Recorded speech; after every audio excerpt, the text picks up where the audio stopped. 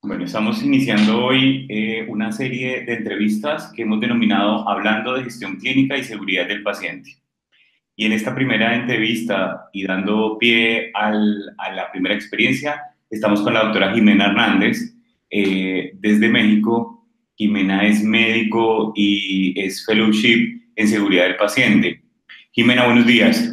Muy buenos días, Mauricio, ¿cómo estás? Muchas gracias. Jimena, si quieres, hagamos una pequeña introducción respecto a tu bagaje en seguridad del paciente y en gestión clínica. Claro, por supuesto. Mira, bueno, yo me formé como médico general y como médico cirujano y venía por el camino tradicional hasta que pues tuve un puesto directivo en donde el cual me encargaron la certificación nacional del hospital, bueno, la parte de cirugía que yo tenía a mi cargo, y ahí realmente fue cuando empecé a entender toda pues realmente la complejidad y lo que se requiere para pues, trabajar calidad y seguridad del paciente. Y entonces ahí fue cuando empecé a trabajar y empecé a meterme y a empaparme mucho más del tema. Hice un diplomado con el Tecnológico de Monterrey, acá en México, sobre gestión de salud, administración de servicios de salud. A su vez también hice una maestría en ciencias médicas, que es más hacia investigación, pero bueno, esta maestría me dio una gran potencialidad en el tema de investigación y de cómo entender pues ahora la investigación, pero más enfocada hacia la gestión. Y ahí empecé a trabajar un poco más hacia estos ámbitos, empecé a entender más. Me hice, digamos que me capacité para los estándares internos o estándares nacionales de México como auditora, y entonces pues ahí empecé el camino a asesorar hospitales y junto con un colega fundamos una consultoría que hoy en día se transformó en una agencia de innovación, pero en su momento se fundó como una consultoría para el proceso de certificación. Entonces, durante 8 años estuvimos trabajando con diversos hospitales aquí en el país para asesorarlos en el proceso de certificación de calidad y seguridad del paciente. Y esto, bueno, pues nos fue empapando desde todos los ámbitos, porque a su vez también trabajábamos como siendo parte de este hospital. Y entonces, bueno, pues teníamos ambas partes, ¿no? La parte de trabajarlo y la parte de dirigirlo y la parte del decir cómo poder ayudar a los hospitales a que realmente se implante una cultura de calidad, que se pongan los cimientos para que esto camine y para que esto progrese. Y ahí fue cuando pues decidí seguir especializándome y entonces apliqué para una beca con el ISCUA, que es la Sociedad Internacional de Calidad en Salud en Irlanda. Y bueno, pues me gané la beca y hice todo el fellowship. Lo terminé en 2016. En 2016 mismo me hice embajadora de ISCUA para Latinoamérica y ahora mi labor con ISCUA es promover y ayudar a incrementar el trabajo que ISCUA hace y sobre todo trabajar en promover y poner la prioridad que debe de tener la calidad y la seguridad del paciente y bueno, todas las metodologías que esto lleva a su camino. Entonces, he estado bastante inmersa desde ambas perspectivas. He estado inmersa en la gestión clínica desde como médico. He estado en la gestión clínica desde directora, desde un puesto de toma de decisiones. Y he estado desde el lado de consultoría o desde el lado del asesoramiento de cómo realmente todo esta nueva pues movimiento y este nuevo paradigma de hacia dónde mover los servicios de salud y cómo realmente administrarlos y cómo integrarlos. Es complejo, pero al final hay nuevas herramientas, hay nuevas formas de verlo que realmente pues están ayudando y están colaborando a que todos estos sistemas nacionales de salud y sobre todo en México, que es bastante complejo por la fractura tan grande que tenemos. Pero bueno, ya se están haciendo estos avances, ya se está trabajando cada quien en el nivel que le corresponde, y esperemos tener pues resultados pronto y sobre todo pues resultados medibles, que esa es hoy en día la situación más importante por la que estamos trabajando. Perfecto.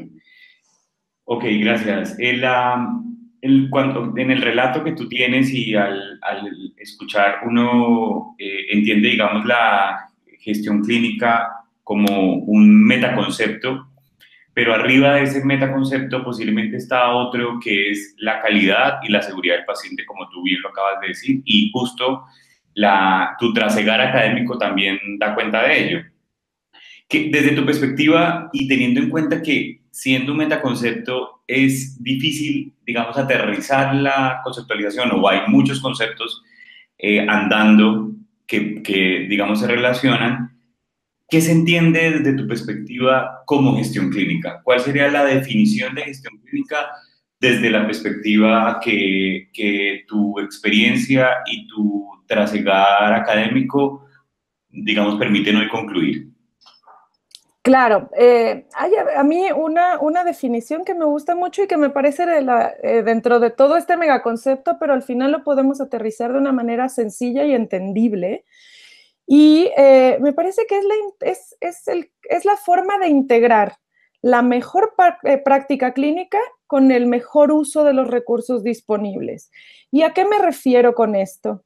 Es hacer el uso de los recursos intelectuales, humanos, tecnológicos, organizacionales, para entonces mejorar el cuidado de los enfermos. Hoy en día todavía la gestión clínica habla del cuidado de los enfermos, pero tenemos que trasladarnos y tenemos que transgredir hacia hablar del cuidado de la salud, hablar realmente de prevención e ir caminando hacia que hoy en día, sobre todo los países latinoamericanos y México sobre todo, la atención realmente está enfocada en la atención hospitalaria. Y por eso todavía se define como un cuidado del enfermo, pero tenemos que, repito, transgredir y caminar hacia trabajarlo para que se hable de salud, de bienestar y de procurar una población saludable y prevenirla. Y bueno, en los momentos de que no, entonces poderla atender lo mejor posible, pero sin que estemos saturados como hoy en día. Entonces, es mejorar los procesos asistenciales y junto con esto, pues también las organizaciones de las unidades clínicas tienen que unir toda esa, tienen que hacer una integración de todos estos componentes para que realmente pues esta gestión esté integrada, esté homologada y esté siendo partícipe de todos. Me parece que ese es un gran secreto que tiene la gestión clínica, que tiene que ser integrativa, tiene que ser multidisciplinaria y tiene que buscar la mejor forma de hacerse dentro de las condiciones de cada lugar para otorgar el mejor cuidado de las personas. Esa es, creo que, la definición más sensata, más fácil de entender o por lo menos desde mi cabeza. Esa es como la forma de entenderlo y creo que aquí lo resumo en una forma sencilla, ¿no? Que es integrar la mejor práctica clínica y el mejor uso de los recursos disponibles. Si uno quisiera aterrizar ese concepto en la práctica ambulatoria y en la práctica hospitalaria, un buen ejemplo, ¿cuál sería? Empecemos por el lado ambulatorio. Si uno quisiera aplicar la gestión clínica en el mundo ambulatorio, teniendo en cuenta también, digamos, en ese acercamiento, lo alejado que al final resulta el mundo ambulatorio, el mundo hospitalario, cómo al final la literatura se aboca mucho hacia lo hospitalario y poco hacia lo ambulatorio, uno cómo podría aterrizar ese concepto ahí, en lo ambulatorio en primer lugar, y luego hablamos del hospitalario, porque en el hospitalario hay mucho más, digamos, desarrollado. ¿Cómo lo puedes tú aterrizar o cómo podrías dimensionar la gestión clínica en el mundo ambulatorio? Bueno, el mundo ambulatorio, si bien efectivamente no lo hemos explorado tan profundo, tan abierto como lo hemos explorado en el mundo hospitalario, porque el mundo ambulatorio, los pasos son más lentos, el ritmo es más predecible que en los hospitales, por ejemplo. Entonces, espectro de las situaciones que suceden en el ambulatorio, como no tenemos este seguimiento con los pacientes de una manera tangible, o por lo menos no con un software como lo tienen los hospitales, ¿no? Por ejemplo, con una herramienta tecnológica te podemos hacer el seguimiento. En los pacientes ambulatorios esto es un poquito más complejo, pero también la potencialidad de errores trasladándolo en la seguridad del paciente es un poco menor o suceden en diferente nivel. Los errores en promedio en consultorio suelen tener menores consecuencias porque el paciente se encuentra menos vulnerable, menos frágil, los medicamentos y los procedimientos son menos potentes, no en todas las ocasiones, pero digamos que el paciente está en un estado de menor gravedad de la salud. Si lo podemos generalizar en una consulta general, en una consulta, si bien general o de especialidad, pero donde el paciente realmente queda ambulatorio y no es un seguimiento de algún tratamiento previo que tuvo. Entonces, la simplificación y estandarización de la implementación o de modelos de gestión hacia lo ambulatorio es un poco más complejo, pero al final también es sencillo. Esto tendríamos que trasladarlo y que va a ir hacia los siguientes temas, pero tiene que ver con la gestión que el propio profesional de la salud hace desde su consultorio. Si el médico adquiriera estos conocimientos y tuviera esta relación y tuviera este análisis, por lo menos captura de datos, para después poderlos analizar, y hoy en día con esta tecnología y con este pues análisis de información y con la ciencia de datos que hoy en día se maneja, pues empieza a tomar dimensiones diferentes y ya no se queda con la gestión de un consultorio o con los datos o con la información de un médico con sus pacientes, ¿no? El número que sean, sino empieza a tomar dimensión porque esta gestión se puede empezar a traspolar, porque se pueden empezar a hacer estos algoritmos donde se puedan replicar ciertas prácticas que en el mundo de la consulta realmente se hace, ¿no? El paciente llega, platica su historia, platica el padecimiento actual por el que está yendo a la consulta. El médico, en el mejor de los casos, tiene que escuchar, que ese es un poco también hoy en día de los puntos más importantes que se están manejando, que es la escucha de lo que es importante para el paciente. Y aquí entra otro concepto que se va a meter a la gestión, que es la experiencia del paciente y cómo a través de todas estas experiencias realmente podemos empezar a estandarizar para simplificar ciertos pasos y que estos pasos los podamos hacer más seguros, más medibles, para que esa medición nos pueda servir de brújula y encontrar ciertas respuestas a acciones que estamos haciendo. No necesariamente equivocadas, sino poderlas redirigir para mejorarlas. Yo creo que ese es un poquito ahí el trabajo en lo conjunto y poco a poco empezar con estos datos a migrar cómo podemos regresar a la medicina de primer contacto, a la medicina general, medicina familiar y entonces hacer funcionar nuevamente la medicina de primer nivel para desaturar hoy en día lo que tenemos en segundo y tercer nivel, que ese está siendo el mayor problema, ¿no? El volumen tan grande e insostenible que ya los segundos y terceros niveles de atención están teniendo. Pero entiendo en este relato entonces que la gestión clínica, digamos, puede ser evidenciada a través de una práctica estandarizada. Entonces, una práctica estandarizada en el mundo ambulatorio podría, digamos, o terminar siendo las guías clínicas, digamos, de guías clínicas de hipertensión, una creciente amenaza, digamos, y hay esfuerzos gigantes en la región respecto digamos, a estandarizar y a generar programas de hipertensión. Entonces uno hablaría de guías clínicas, estandarización. En el mundo, estamos otra vez en el mundo ambulatorio. ¿Qué otro componente uno podría añadirle a eso para estar hablando de gestión clínica en lo ambulatorio? Bueno, yo creo que la parte de indicadores y la parte de medición, que se vuelve a lo mismo un poco de la estandarización, pero eso nos va a servir como brújula el benchmarking a través de estos KPIs, de estos indicadores por los cuales nos podamos medir y podamos evidenciar esta mejora, ¿no? Podamos trabajar y tener parámetros por los cuales tengamos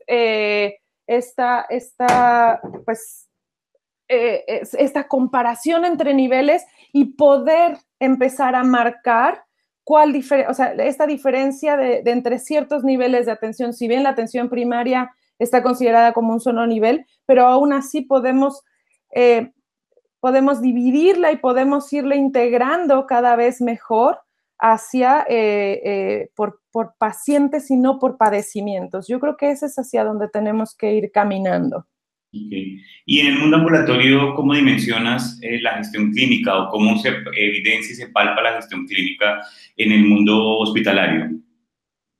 Bueno, en el mundo hospitalario hoy en día, pues ya es más palpable, existen softwares, existen herramientas, las cuales ya parametrizan estos números, esta información, y entonces están sirviendo para hacer una toma de decisiones mucho más asertiva, para tener también una situación, para mejorar la confianza del equipo. Entonces, al mejorar la confianza, realmente el trabajo en equipo viene con una mejora sustancial y por ende, entonces termina en una mejora de la satisfacción del paciente, ¿no?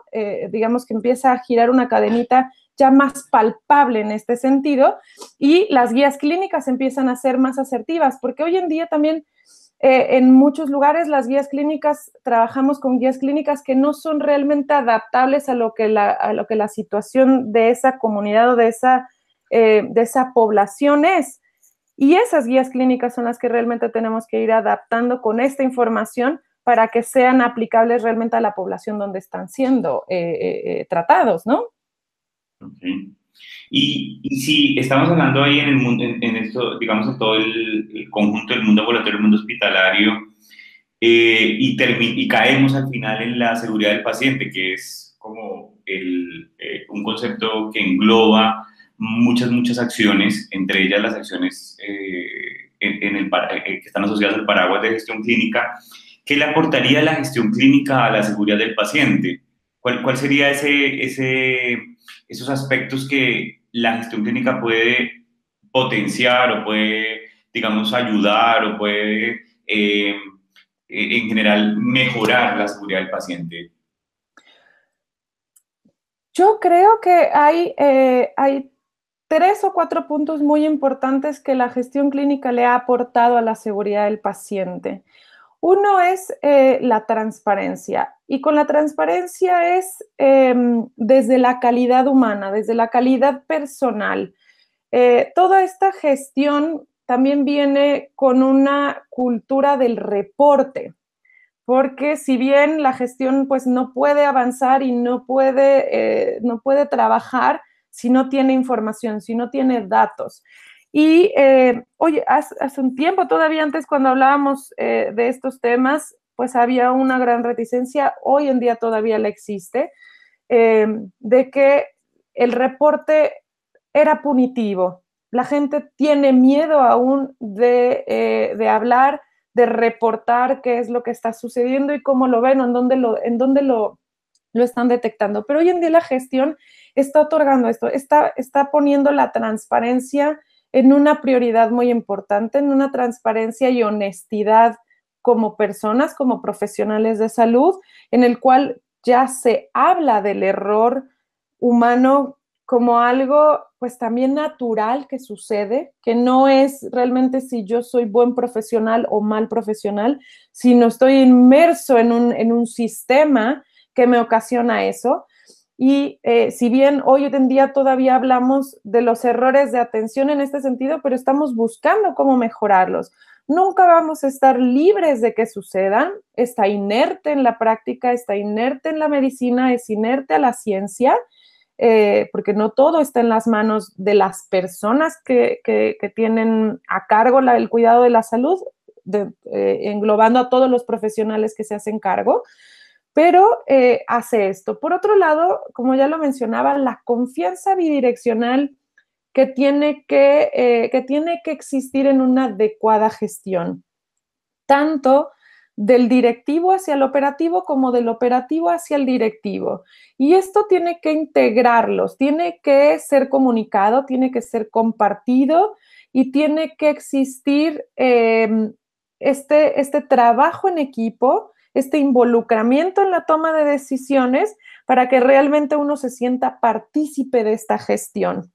Entonces, ha tenido grandes aportaciones porque ahora pues hay registros más tempranos, ya hay lecciones aprendidas en lugar de soluciones aisladas. Y creo que eso es un gran avance y un gran aporte que hoy en día tenemos cuando realmente caminemos hacia la prevención. Estas lecciones aprendidas realmente nos van a llevar hacia ese camino. Y bueno, pues también nos ha llevado a un subsecuente análisis de estos volúmenes de incidentes y nos ha llevado a un análisis más profundo de causas y si bien de análisis con otro tipo de metodologías, pero a entender realmente y a comprender empáticamente qué es lo que está ocasionando ese problema, para entonces ahí entrar ya pues con parte de la gestión, pero ya entra el proceso de calidad que empieza esta mejora continua. Y ahí entra esta lección aprendida con esta honestidad, ahí se empiezan a juntar estos componentes para que entonces este flow, este círculo empiece a caminar, esta ruedita empiece a girar sin detenerse, ¿no? Porque nunca estamos libres de mejorar, siempre todo es mejorable, siempre todo es, no perfectible, pero sí puede llegar un momento en el que sea estandarizado y funcione de la mejor manera posible y en la cantidad de errores o de fallos que pueda tener sean los mínimos y entonces no nos llame la atención, ¿no? Y entonces eso, la gestión clínica hoy en día lo ha aprendido de la aeronáutica, creo que de una manera sustancial. Falta mucho camino por aprender, pero se va avanzando. Y estos para mí son los aportes más grandes que ha hecho la gestión clínica a la seguridad del paciente. Perfecto, sí. Y si tomamos un poco lo que habíamos hablado o que precisamos antes respecto a la estandarización, respecto a la comunicación, parece que esos son unos elementos centrales de la gestión clínica, una comunicación adecuada, pero en esta comunicación, según entiendo, y es lo que nos estás planteando, es una comunicación que implica participación directa del profesional, en esa estandarización justamente. Pareciera que el camino, pues, para esta gestión clínica es estandarización como gran concepto asociado, comunicación, y esto es participación, ¿cierto? Y parecería que lo que cierra eso, de acuerdo a lo que estamos hablando, es el cambio cultural, son las otras variables, y pensaría que el piso de todo eso podría ser la medicina basada en la evidencia. Exactamente. Entonces, si uno tiene esos cuatro conjuntos, ¿podría estar hablando de gestión clínica con mayor detalle? Sí, sí, totalmente de acuerdo. La medicina basada en evidencia hoy en día, como tú dices bien, es el cierre, es la brújula que realmente pues, nos está guiando en este camino, porque esas evidencias, este involucramiento del profesional o del lado de la ciencia, más el lado de la toma de decisiones, entonces guían esta gestión, guían esta comunicación y esta estandarización para que realmente pueda ser trasladada, pueda ser informada a todo el resto de las personas que estamos involucrados y que es un 360 grados, ¿no? El ecosistema de la salud es sumamente amplio y el cual todos tenemos que compartir esta comunicación, esta información para que la cadena no se rompa. Claro. Excelente. ¿Y cuál es la relación, desde tu punto de vista, de la educación médica continuada frente a la seguridad del paciente Y por qué no decirlo también frente a la gestión clínica. Bueno, la educación, como en todo, es el pilar. Yo creo que la educación continua tiene todavía un gran reto, sobre todo en temas de seguridad del paciente y en gestión clínica, donde no es parte de la educación básica de un médico. Yo creo que ya tenemos que hablar desde pregrado y posgrado. Tiene que ser inmersa, tiene que estar como base dentro de la escuela que aprendemos, tanto técnica como no técnica, porque también, si bien la seguridad del paciente ha denotado, y junto con la gestión clínica, ha denotado una situación que es hoy en día sobre todo la educación médica como tal, la de los médicos, porque las enfermeras están un poco también en este sentido, pero la educación de la enfermería, por lo menos en México, lamentablemente hasta tiene un nivel más bajo y hay que empujarlo todavía más. Pero nos hemos tecnificado demasiado y nos hemos olvidado de muchas partes del lado humano. Y este lado humano es el que nos hace falta para complementar la gestión y para poderla humanizar. Al final, la gestión, para que camine en el sentido que tiene que tener, tiene que ser una gestión humanizada, tiene que ser una gestión basada en la evidencia, pero que conlleve una experiencia grata, una experiencia positiva en el usuario, tanto como el interno o el externo, o poniendo lo interno del lado del profesional de la salud y el externo como los pacientes y familiares que acuden a la atención, ¿no? Pero entonces, la educación, pues, tiene el poder de aumentar el conocimiento de la seguridad paciente para que todos conozcamos causas y la frecuencia con la que suceden. Eso es lo que hoy en día aquí en México está sucediendo todavía. Tenemos poco avance en el tema de comunicación abierta sobre la seguridad del paciente. Está todavía muy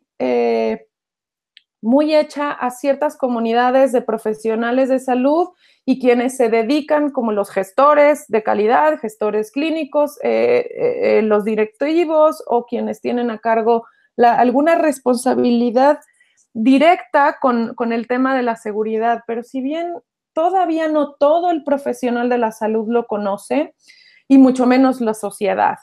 Entonces, debemos aumentar el conocimiento, debemos abrir el tema, debemos ponerlo como una agenda pública para que sea un tema de todos. Al final la seguridad es personal, pero también no hay forma de que yo la vuelva personal si no tengo la información adecuada. Y entonces la educación es lo que nos va a llevar a esto, nos va a desarrollar la voluntad de asumir responsabilidad, nos puede desarrollar la autoconciencia de situaciones en las cuales la seguridad del paciente puede estar comprometida, porque esta gestión va a ir mejorando, vamos a ir teniendo este ciclo de mejora continua, pero si bien no estamos libres de que sucedan algunos eventos aislados, cuando lo logremos tener como aislados, pero vamos a desarrollar esta autoconciencia para identificarla por lo menos y tratar de detenerla en el momento más oportuno. También hay que desarrollar habilidades de comunicación y especialmente interpersonales. A esto me refería con la parte humana de la gestión, en la parte humana de las relaciones y de los procesos intra o extrahospitalarios o en todos los macro o microsistemas de salud. Tenemos que desarrollar habilidades en el trabajo, que esta educación nos lo va a dar, desarrollar habilidades de análisis de causas raíces o de otro tipo de metodologías, pero así el profesional de la salud estará listo en este sentido.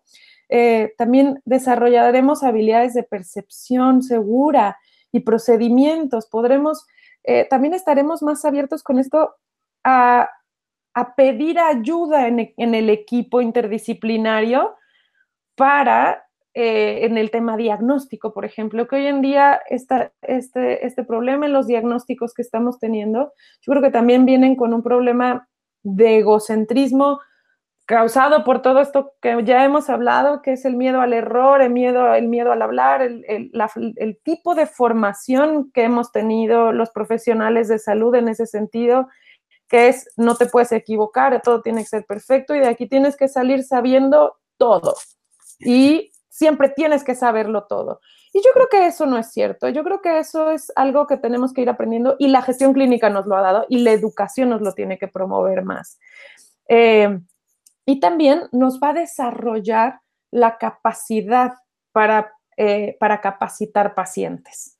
Tenemos que desarrollar como profesionales de la salud del lado de los que estamos del lado de la gestión, de los que estamos del lado de la prestación del servicio, tenemos que desarrollar la habilidad para empoderarlos, sin miedo a que el empoderamiento sea que me va a cuestionar demasiado mi trabajo, sino a otorgarle la información adecuada con la que yo ya cuento para que tome sus propias decisiones. Y bueno, pues entonces todo esto, la educación y la formación que podemos tener en pregrado y posgrado en la educación médica continua, si esto se vuelve parte medular de la educación, podremos caminar en las generaciones futuras de los médicos y de todo el profesional de la salud. Entonces estaremos en otro nivel de conciencia del ser humano y podremos entonces dar pasos mucho más grandes y no luchar como hoy en día todavía con demasiada reticencia y que sea una barrera el profesional, ¿no? Como hoy en día lo es, que todavía está considerado como una de las barreras más grandes porque no están siendo parte del equipo, no se sienten de este lado, sino se sienten atacados todavía. Entonces, por eso creo que la educación es indispensable que empiece a ser parte de y que esto sea de todos y para todos. Vale, Jimena. Bueno, excelente y muy interesante los planteamientos que hemos hablado hoy en este nuevo espacio de Hablando de Gestión Clínica y Seguridad del Paciente. Jimena, gracias por el tiempo, gracias por la maravillosa plática que hemos tenido, por haber conversado al respecto. Evidentemente, estas son iniciativas que para América Latina nos parecen muy interesantes de desarrollar. La vamos a seguir gestionando y a seguir haciendo más actividades al respecto. Y bueno, ya para cerrar, si quisieras hacer un planteamiento final o un cierre respecto a lo que hemos venido hablando, muy corto porque ya se nos está acabando el tiempo.